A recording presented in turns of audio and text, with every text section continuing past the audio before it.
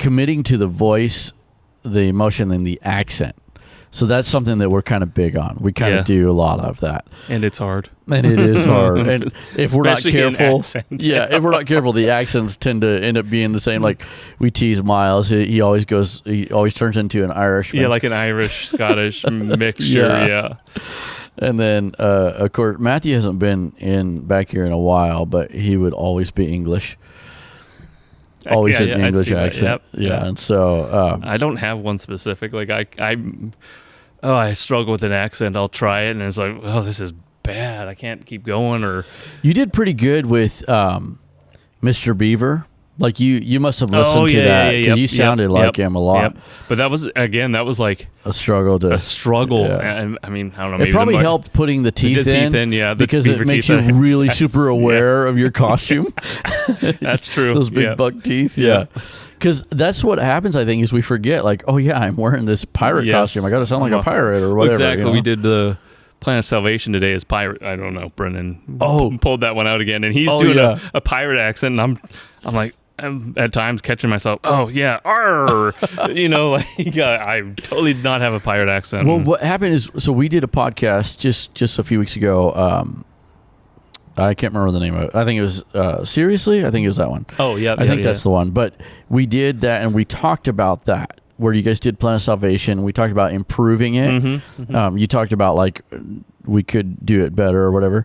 So in practice this morning, you didn't make it, but in practice this morning, I mentioned that. So that's why. He's like, well, should we do pirates? I was like, sure, whatever. Sure, why not? You were on stage, and so we couldn't ask you. So I was like, yeah, I'm sure Brent will be up for it. Yeah. But yeah, so like when we use accents a lot of times, or even like, and Brennan is so good with that. He's really great about, what did he do? He did something today. Aiken, when they discovered all the stuff, he puts the coat on. And he's one of the Joshua's soldiers. Spies and so he's like, you thief, I can't believe, and he's got the coat on. I didn't see that. Oh my god. And then he finally took it off, but he's like, just, you thief, I can't believe you did. He's being like all mean to him, and he's got the coat on. So like a big fur coat. It was Mr. Beaver, I think. It was his coat. Yeah, it was. Yeah. Yeah, we grabbed all that stuff and just took it out at the beginning. Yeah. Oh man. He also, when he does Sammy's voice. It's not really an accent, it's a voice. It's a persona. Voice. Yeah. Sometimes it's so hard to keep a straight face and stuff. What were we doing? We were doing he was Sammy today, right? Yeah, for Memory Verse, I think so.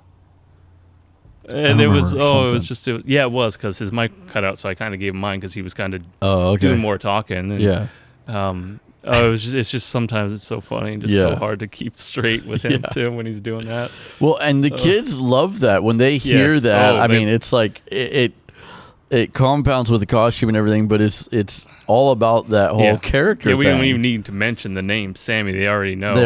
Yeah, who he is or what he's doing. And kids that don't maybe they come on the bus or something, don't know who, quote unquote Sammy is.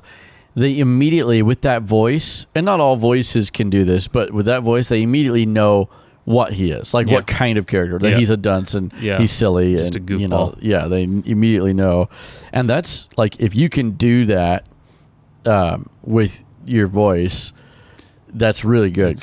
Convey the whole, or authority, or the silliness, or sadness, or whatever,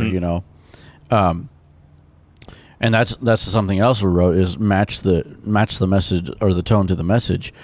Is one of the things I talk about this often, and we do a lot of silliness and comedy, but being able to switch that around and have the emotion too, and be able to, and that's where even voice comes in. It's like I still remember Brother Arter doing, like, I think it was Pilate. It was either Pilate or it might have been one of the soldiers, but it was a crucifixion scene, and his voice cracked, and it's like, what did we do? And it was really emotional and powerful. And so when we can do that and envelop the kids into the story by using all these things that we're talking about, like the costumage and the vocal acting, the character of it. Yep. Yeah, and then